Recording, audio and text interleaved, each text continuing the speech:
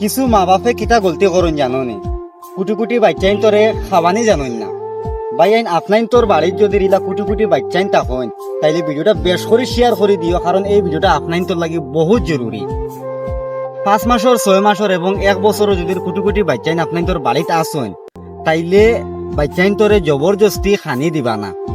কিছু মা বাপ অকলে কিতা মনে করেন যে আমার বাচ্চা হালকা হয়ে যার গিয়া বড় না ওজন বাড়েন না, এটার লাগি জবরদস্তি ঠেলিয়া মুখে দিবা হারাইয়া খাওয়াই দিন।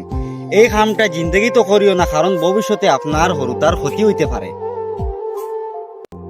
একটা জিনিস করবা আপনাইনতে তোর হরুতারে কিতা খাওয়াইতে আপনাইনতে মানে পছন্দ করবা, আর আপনার হরুতায় কতখান তো খাইব এটা তোমার হরুতায় মানে ডিসাইড করব।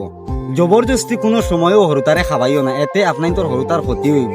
আমি বারবার একটা কথা কই, আর ভিডিওকে বেশ করে শেয়ার করে দিও তুমি। তাই হরুতারে কোনো সময়ও জবরদস্তি খাওয়াইও না। যদি হরুতায় যতক্ষণ খাইবার খাইব, আর যেটুকু হরুতায় খাইতো না ঠেলিয়া মুখ থেকে ফালাই দে, উগলিয়া ফালাই দে, আপনাইতে খাওয়ানি বাদ দিলেইবা।